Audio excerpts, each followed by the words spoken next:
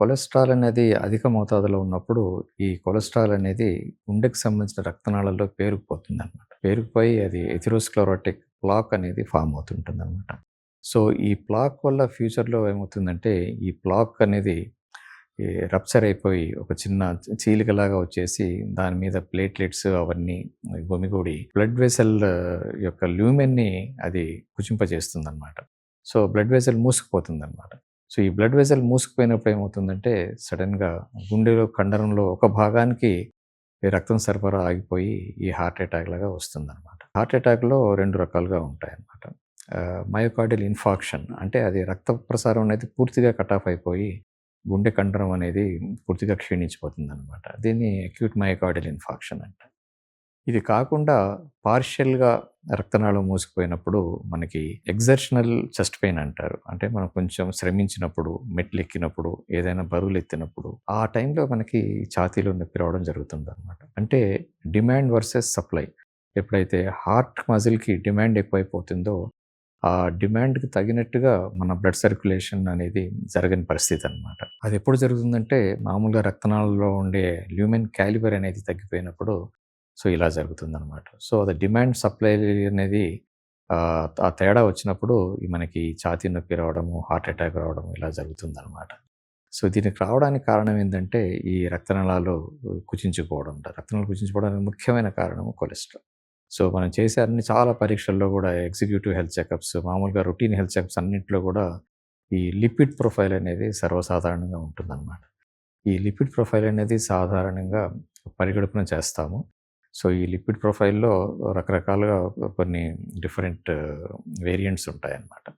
Total cholesterol అని, LDL అని, HDL అని, వీఎల్‌డిఎల్ అని, ట్రైగ్లిసరైడ్స్ అని ఒక 4, 5 అంశాలుంటాయన్నమాట. అయితే ఇందులో ఈ ఎల్‌డిఎల్ అనేది అతి ప్రమాదకరమనమాట. ఈ హార్ట్ అటాక్స్, గుండె జబ్బులు రావడానికి ముఖ్యమైన ఈ కొలెస్ట్రాల్ ఫ్రాక్షన్ ఏదైతే ఉందో దాన్ని ఎల్‌డిఎల్ అంటాము. లో డెన్సిటీ లిపోప్రోటీన్ అంటాము. LDL cholesterol అంటామనమాట.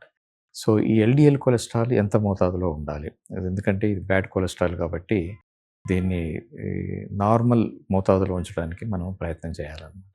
సాధారణంగా ఎల్‌డిఎల్ మోతాదనేది హెల్తీ అడల్ట్స్‌లో 100 కంటే తక్కువ ఉండాలి. 100 మిల్లీగ్రామ్స్ పర్ డెసిలిటర్ కంటే తక్కువ ఉండాలనమాట.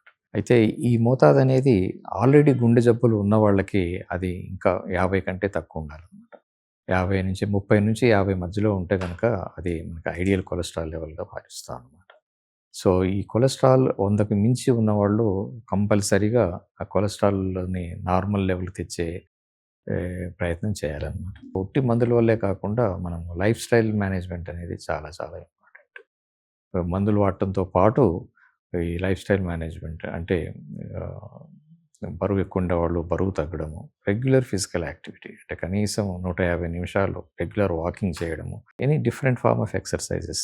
వాకింగ్ చేయడం వల్ల మనకి ఈ శరీరానికి శ్రమ ఇవ్వాలి. సో, కనీసం వారంలో 6 రోజులు 150 నిమిషాలకి వారంలో తగ్గకుండా ఫిజికల్ యాక్టివిటీ ఒకటి. అలాగే dietary habits. So, junk foods అన్నీ అవాయిడ్ చేయడము. ఆల్కహాల్ అవాయిడ్ చేయడం, స్మోకింగ్ అవాయిడ్ చేయడం. సో, ఒకటి వెజిటబుల్స్, ఫ్రూట్స్ ఎక్కువగా కన్జ్యూమ్ చేయడము. సో, ఇలాంటి లైఫ్ స్టైల్ మోడిఫికేషన్ కూడా చేయాలి. సో, మందుల్లో గూడా మనకి రకరకాలుగా ఉంటాయి. సో, యూజువల్‌గా కొలెస్ట్రాల్ తగ్గించడానికి ఈ ఎల్‌డిఎల్ కొలెస్ట్రాల్ ప్రత్యేకించి తగ్గించడానికి స్టాటిన్స్ అనే మందులు వాడుతుంటాము. చాలా త్వరితగతిని మనకి కొలెస్ట్రాల్ తగ్గించాలంటే ఇంకా ఇప్పుడు మార్కెట్‌లో ఇంజెక్షన్స్ కూడా ఉన్నాయి. ఇంజెక్షన్స్ ఏసుకోవడం వల్ల ఈ కొలెస్ట్రాల్ లెవెల్ అనేది చాలా ర్యాపిడ్‌గా మనం తగ్గించే అవకాశం కూడా ఉంటుందన్నమాట.